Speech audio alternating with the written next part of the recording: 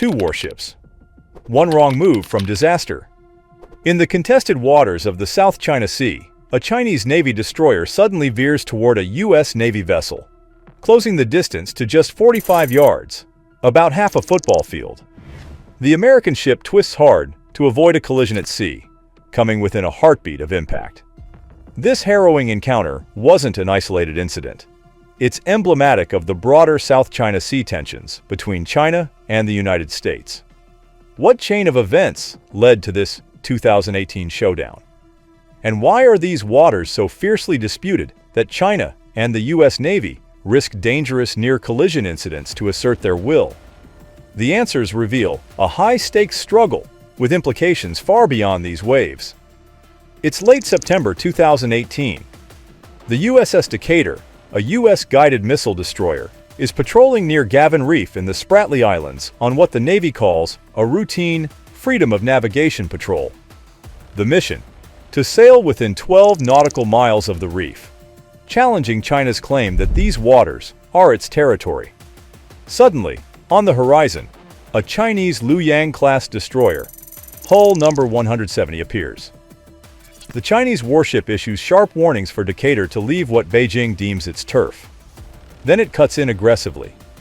U.S. officials would later describe the Chinese ship's approach as unsafe and unprofessional, coming alarmingly close to the American destroyer.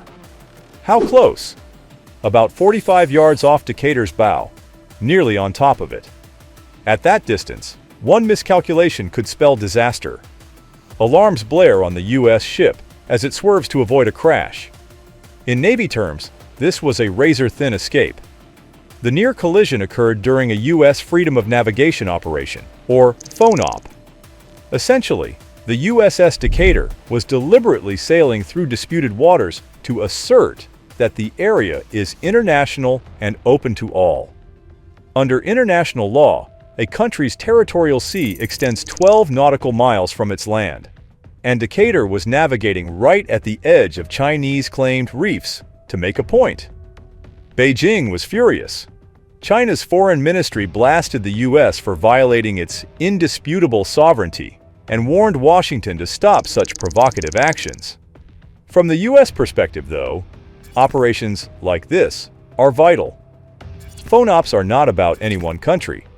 However, FONOPs challenge excessive maritime claims and demonstrate our commitment to uphold the rights, freedoms, and uses of the sea.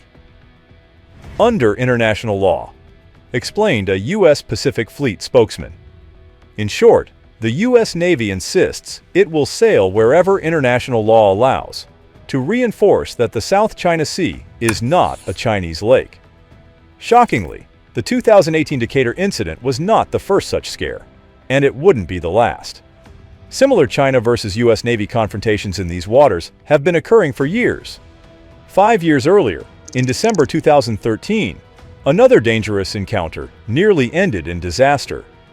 The USS Cowpens, an American guided missile cruiser, was shadowing China's aircraft carrier Liaoning during exercises in the South China Sea when a Chinese naval vessel suddenly maneuvered to block its path. The U.S. ship had to perform an abrupt evasive action to avoid a collision. Analysts later called this near miss between Cowpens and the Chinese ship the most significant U.S.-China naval incident in the region since 2009. China's state news agency accused the Cowpens of deliberately provoking the situation by intruding into a Chinese exercise zone and said the American cruiser almost collided with a Chinese warship after ignoring warnings. In Washington's view, however, it was the Chinese ship that took offensive actions and created the peril. The 2013 encounter foreshadowed a pattern. As China's naval ambitions grew, so did the intensity of these face-offs. And the pattern has continued. Fast forward to June 2023, this time in the Taiwan Strait, just north of the South China Sea. A U.S. destroyer, the USS Chunghoon, is conducting a joint transit with a Canadian frigate through the strait when a Chinese warship abruptly cuts across its bow. The Chinese vessel comes within 150 yards of the Chunghoon, forcing the American destroyer to slow down to avoid a collision. The U.S. Indo-Pacific Command reported that the Chinese ship violated the maritime rules of the road in this unsafe maneuver. Video of the incident shows just how narrowly the ships avoided impact. It was a stark reminder that even in 2023, these brinksmanship tactics are very real. In fact, that near miss occurred only days after a Chinese fighter jet performed an unnecessarily aggressive intercept of a U.S. surveillance plane over the South China Sea. In the air and at sea, one misstep could be catastrophic. High seas confrontations like these are increasingly common in the region, underscoring just how tense things have become. Why are so many nations, especially China and the U.S., willing to play such a dangerous game in the South China Sea? Because the stakes are massive. First, the trade factor. This is one of the world's busiest highways. A third of all global maritime trade moves through here every year. Trillions of dollars worth of goods. Nearly 40% of the planet's petroleum shipments pass through these waters. Any disruption here could send shockwaves through the global economy. Second, resources.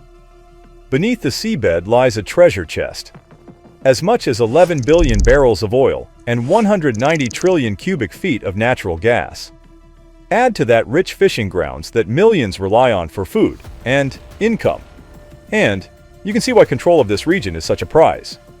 Third, the claims. Multiple countries, Vietnam, the Philippines, Malaysia, Brunei, Taiwan, all claim parts of it. But China claims almost the entire sea, outlined by its infamous 9-dash line. In 2016, an international court ruled those claims have no legal basis.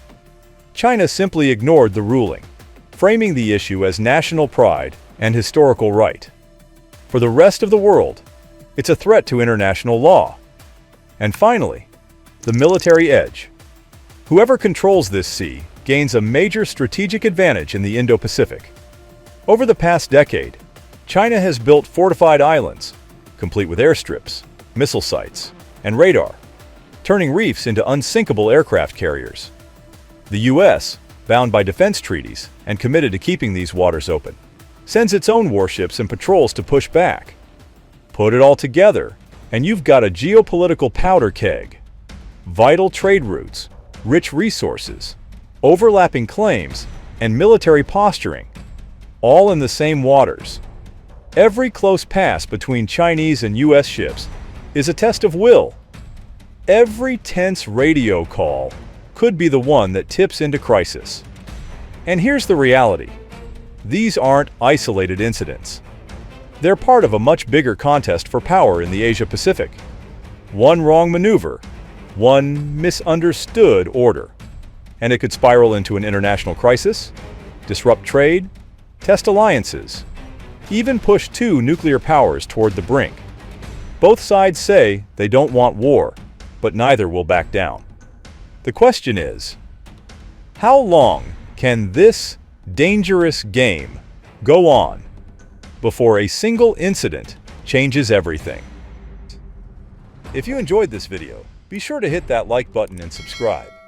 You can also check out the other video on the screen.